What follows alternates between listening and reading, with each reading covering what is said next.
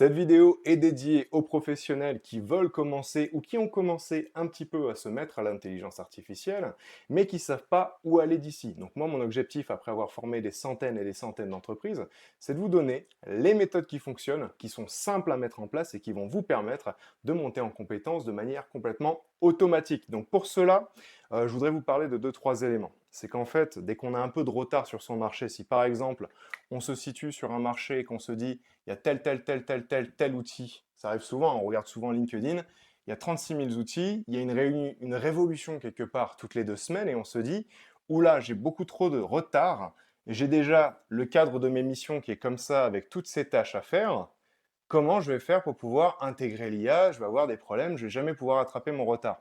Donc ça, c'est un grand problème. Pourquoi? C'est parce que on se dit, il faut absolument que je fasse tout, et en essayant de tout faire, c'est là où on n'évolue pas. Il faut comprendre qu'en fait, cette formation quelque part, cette montée en compétence de l'intelligence artificielle, c'est comme toutes les compétences qu'on a eues jusque-là. Il y a des moments où on a dû aller à l'école, passer des années et des années à monter en compétence pour pouvoir être capable, dans le cadre de nos missions, de pouvoir prendre une tâche, deux tâches, trois tâches, quatre tâches, et après vraiment pouvoir faire un bon travail. L'IA aujourd'hui, c'est exactement pareil. On ne peut pas se permettre, on ne peut pas se dire, il faut absolument que je reprenne absolument tout d'un coup, parce que sinon je vais être en retard. Et pour cela, il y a une méthode qui est extrêmement simple que je vais vous démontrer sur l'ordinateur. C'est en fait de rendre cette évolution quelque part organique. Donc dès que je dis organique, en fait, c'est à un moment opportun. On va commencer avec notre niveau de compétence à voir ce que l'IA a produit pour après le standardiser. Donc si c'est pas clair, ne vous inquiétez pas, c'est pour ça que j'ai un tableau. On a tous échangé avec ChatGPT, donc ça c'est la barre de chat, où vous allez mettre votre question, ici, avec petite question, admettons, ou fais-moi ci, fais-moi ça, fais-moi un email, propose-moi quelque chose, et on va avoir un résultat. Et en fait, pour monter en compétence, la vraie valeur ici, c'est pas en fait qu'on ait réussi à juste faire un résultat. C'est qu'au final, l'IA, parfois, dès qu'on lui demande quelque chose, donc dès qu'on n'est pas extrêmement bon dans la capacité à générer des belles prompts et tout ça, parfois on va faire des choses qui sont bien, et souvent on va faire des choses qui sont mal. Pour monter en compétence aujourd'hui, et la méthode la plus facile, après encore une fois avoir formé des centaines et des centaines d'entreprises, c'est d'être capable en fait de commencer simple, et je dis bien commencer simple, encore une fois, l'IA, je pourrais rendre ça très très compliqué. Le problème, c'est que si c'est compliqué, c'est pas accessible. Donc pour que ça reste accessible, il faut être capable de commencer simple, de se dire que je vais essayer, et si l'IA fait quelque chose de sympathique, quelque chose qui remplit sa mission, alors là, je vais pouvoir me dire, ça c'est pas mal, la prochaine fois, je vais lui demander exactement pareil. Donc je vais vous montrer, moi, sur l'ordinateur, avec un outil qui est déjà très bien, donc ChatGPT, tout le monde connaît. Je vais aller sur Perplexity, comme ça, si vous ne connaissez pas, ça vous fait un outil en plus. Cet outil, il est connecté à Internet et il est fantastique pour récupérer des informations, les valider, et surtout, il est très concis. Donc là, par exemple, je vais lui dire, fais-moi un benchmark concurrentiel sur l'entreprise Safran. Donc à partir de là, il va me faire une réponse. Mais le problème, c'est que ceux qui ont déjà utilisé l'intelligence artificielle, ils savent que la première réponse en général qui est créée, elle est jamais bonne. Donc je vais pouvoir vous montrer ensuite comment, en montant en compétence, en se disant « Ah, il manque ça c'est pas mal », comment avoir exactement la montée en compétence qu'on recherche. Donc là, regardez, l'IA va me proposer quelque chose qui va être intéressant, certes, mais ça ne va pas être suffisant. Admettons, dans mon organisation, et ça va être important, dans mon organisation, on a l'habitude d'utiliser certaines matrices, que ce soit des matrices de risque, des matrices aussi pour faire du benchmark concurrentiel ou trouver le positionnement d'un concurrent, admettons. On a l'habitude d'avoir un certain process. On sait ce qu'on demande et dès qu'on demande quelque chose, on sait qu'on a une certaine structure à avoir à la fin. Donc à la place de juste demander une question très très simple qui va être « fais-moi un benchmark concurrentiel sur l'entreprise Safran », je vais pouvoir rajouter ce que j'appelle un angle d'attaque. Et si vous comprenez ce concept, au final, d'angle d'attaque, ce concept d'être capable de demander ce que vous voulez à l'intelligence artificielle, vous allez quelque part pouvoir le standardiser. L'IA, quelque part, c'est un petit peu comme des blocs de Lego. On vous donne des blocs, donc moi je vous ai dit nomenclature ainsi que angle d'attaque. Les prochaines fois que vous allez interagir avec l'intelligence artificielle, vous serez capable d'utiliser ces petits blocs de Lego, d'ajouter petit à petit, en sachant qu'il y a des blocs de Lego qui peuvent être néfastes au résultat que vous voulez. Mais l'idée, c'est qu'au final, vous aurez de plus en plus ce que vous voulez, si vous savez le demander. Si vous savez le demander. Donc dans notre cas, ce qui va être important, c'est, regardez, je reviens sur mon ordinateur, je vais pouvoir modifier ma question. Donc vous pouvez voir juste ici, une fois que Perplexity à générer une question, je peux modifier la question. Et là, à la place de le laisser deviner, parce que si on n'est pas précis, l'IA, elle devine, à la place de la laisser deviner sur le benchmark concurrentiel, je vais descendre avec une majuscule entrée et je vais pouvoir lui dire utilise la méthode. Là, je vais lui dire SWOT. Très très simple, hein, mais l'idée c'est encore une fois, je vous montre simple et après on monte petit à petit. Si j'arrive, hop là, parfait. Et là, vous allez voir que déjà, avec ce petit bloc de Lego que j'ai réussi à récupérer, qui est la méthode SWOT, ou lui dire que je suis capable d'utiliser la méthode, il va pouvoir l'utiliser. Le plus on est précis, le plus on sait quoi demander, le plus on sait ce qui est nécessaire dans notre industrie. Par encore une fois, regardez, dans votre monde du travail, dans votre cadre de vos missions, vous connaissez vos standards, vous connaissez vos missions, vous savez exactement ce qui va être nécessaire. Et c'est ça l'idée. C'est qu'en fait, l'IA, elle est utile, non pas parce qu'elle est capable de générer des choses, elle est utile parce qu'en fait, elle est capable de réaliser des choses qui vont être utiles pour votre cadre de travail, pour vos missions, pour vos tâches. Si elle n'était pas capable de faire ça, c'est sympathique d'avoir un compte rendu, mais s'il ne rentre pas dans mon CRM, à quoi bon?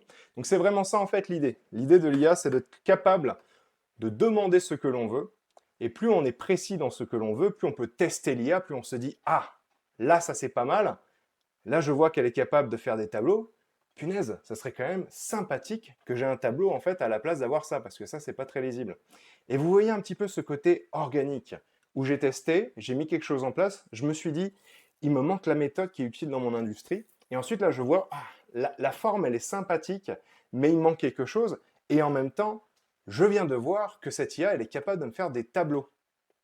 Ah ben si elle est capable de me faire des tableaux, on revient en haut, regardez, ici, je remodifie la question, et là je vais lui dire, retourne ça sous format de tableau. Et là, en fait, je vais avoir ce que je veux. Et c'est ça que j'essaie de vous dire, en fait. C'est après avoir formé des centaines et des centaines d'entreprises, moi, ce que je dis en général, c'est il y a plusieurs choses à comprendre. C'est que si on n'est pas précis, l'IA, elle devine. Parfois, elle devine bien, parfois, elle devine mal. Mais dans tous les cas, le plus on peut voir qu'elle est capable de faire des choses, le plus on voit ce que l'on aime et ce qu'on n'aime pas, le plus on peut être précis dans nos questions. Et c'est vraiment ça qui va être important aujourd'hui.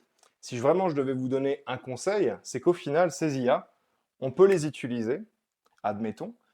Parfois, elles vont faire des choses qui sont bien, ou parfois vous allez identifier des choses qu'elles ont fait qui vous paraissent cohérentes, que vous vous dites, ce serait sympathique de pouvoir le standardiser, de le réutiliser plus tard. Et si vous savez qu'elle est capable de faire des tableaux, qu'elle est capable de suivre une nomenclature, donc une nomenclature, hein, ça va être une méthode, par exemple la matrice SWOT, ou à la limite, ça va être mon compte rendu fait partie de ça, ça, ça, ça, ça, ça, ça.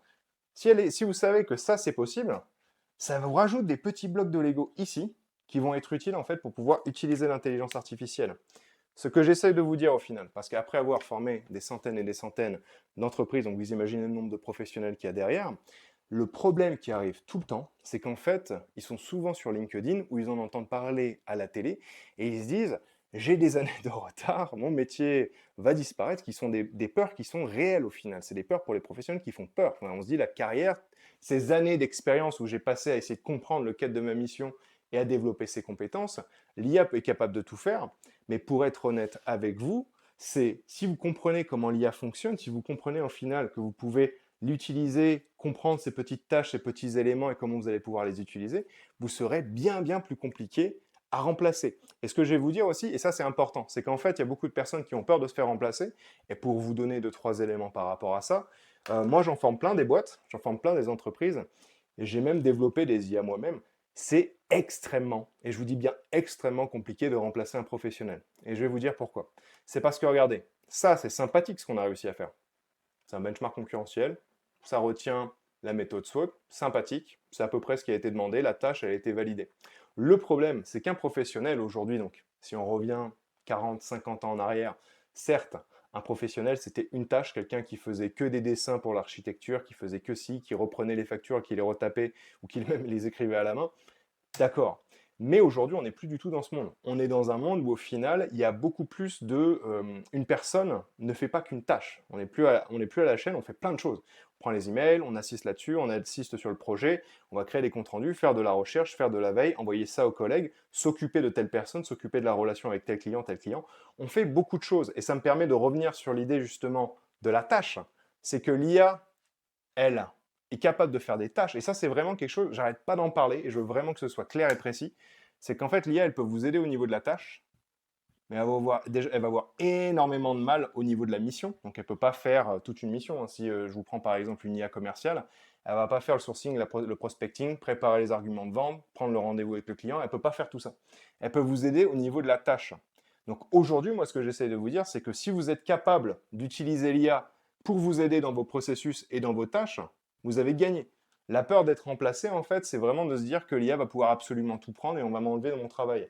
Aujourd'hui, ce qui est vraiment, on essaye de faire, surtout avec le nombre d'entreprises grosses et petites que je vois, c'est en fait comment j'amène mes professionnels, donc mes employés, à pouvoir utiliser ces outils pour devenir plus productifs, générer plus d'argent, et aussi qu'ils aient une meilleure qualité au travail. Parce qu'il y a des tâches, parfois ici, qu'on veut vraiment, vraiment pas faire. Et c'est vraiment ça que j'essaie de vous dire.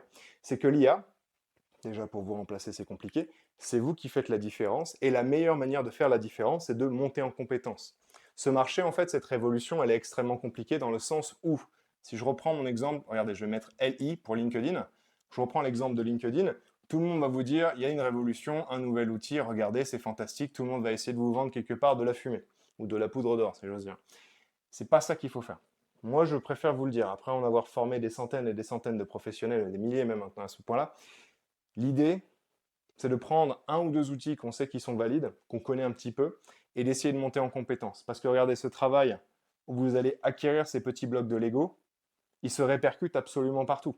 Une fois que vous comprenez comment communiquer avec l'intelligence artificielle, c'est une compétence que vous allez avoir pour absolument tous ces outils. Et la meilleure manière, donc je reviens dessus, c'est de tester, d'essayer, de commencer simple, de se dire « Ah, l'IA, j'ai vu que dans sa réponse, elle est capable de faire ça, que ça, c'est un élément qui est intéressant que je voudrais pouvoir réutiliser.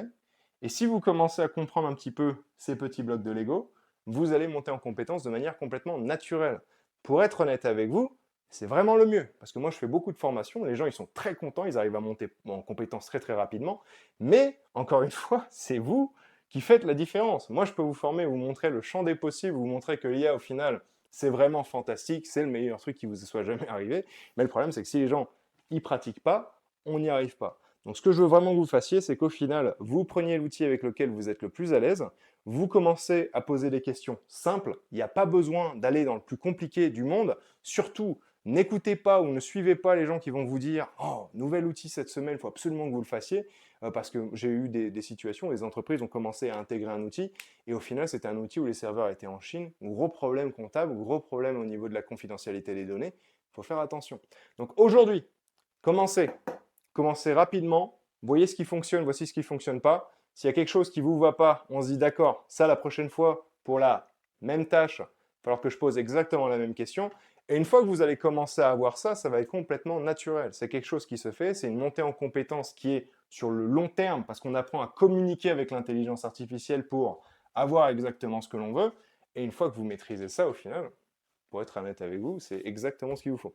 Donc si vous avez un petit peu de difficulté à vous mettre à l'intelligence artificielle, je vous ai préparé aussi toute une librairie de prompts, de cas d'usage que je vais pouvoir rapidement vous montrer. Donc regardez, me voilà de retour, bougez pas, je vais vous la chercher. Donc vous allez pouvoir avoir, selon plusieurs domaines, donc j'essaie de toujours en rajouter plus, hein. Donc si vous avez des idées, n'hésitez pas à mettre ça en commentaire.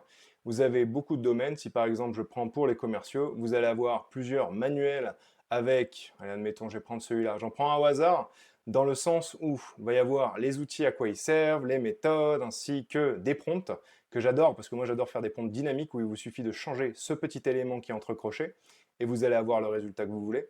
Donc ça, c'en est un. Je crois qu'il y en a plus d'une vingtaine aujourd'hui, des manuels sur plein de domaines.